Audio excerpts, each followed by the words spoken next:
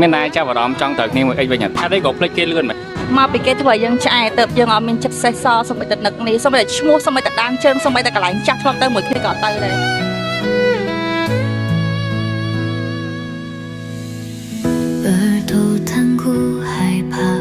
ហើយបើសិនជាគេមកសុំបរយើងថាបងដឹងខុសហើយឬក៏យើងអាចទៅគ្នាវិញអញ្ចឹងគួរឆ្លើយមកគេថាម៉េចអ្វីក៏ដោយឲ្យតែឆ្អែតគឺលែងចង់ហើយហេតុអីក៏យើងមិនរំលឹកពេលដែលយើងស្រឡាញ់គ្នាដំបូងមិនថាពេលដែលស្រឡាញ់គ្នាដំបូងគឺអូកល្អឿនផ្អែមល្ហែមហើយយើងក៏មិនលឹកពេលនោះយកមកដើម្បីយើងចាប់ដើមមេសាថ្មីបើសិនគេល្អបងក៏បានសុំបើសិនគេក្បន់បងដឹងថា$20ឬក៏ដេតមួយអិច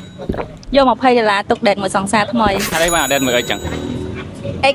ខ្វល់ជាអតីតតែសង្សារថ្មីជាបច្ចុប្បន្នមានណាចាប់អារម្មណ៍ចង់ទៅគ្នាមួយអីវិញអត់ដែរគិតសំបីដល់ក្នុងខួរហេតុអីក៏ភ្លេចគេលឿនមែនមកពីគេធ្វើឲ្យយើងឆ្អែតទៅយើងអត់មានចិត្តសេះសល់សូម្បីតែនឹកនេះសូម្បីតែឈ្មោះសូម្បីតែដានជើងសូម្បីតែកន្លែងចាស់ធ្លាប់ទៅមួយគ្នាក៏ទៅដែរហើយបើសិនជាគេមកសុំបរយើងថាបងដឹងខុសហើយឬក៏យើងអាចទៅគ្នាវិញអញ្ចឹងគួរឆ្លើយមកគេថាម៉េចគេធ្លាប់សុំត្រូវតែអត់ត្រូវហេតុអីក៏ចិត្តដាច់មែន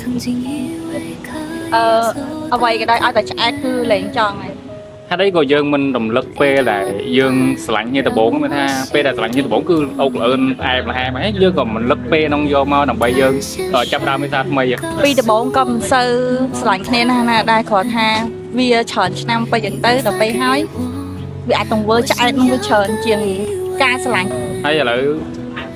មានអ្នកថ្មីនៅមានទេចង់ប្រាប់ថាល្អជាងអ្នកចាស់ឆ្ងាយ$20លេខសង្សារថ្មីបើសិនគេល្អ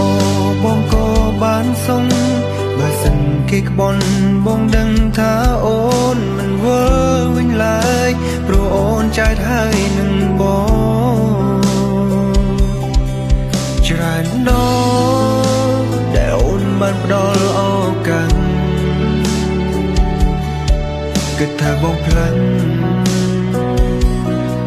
បងនៅតែដែរមានន័យអ្វីបើពេលនេះ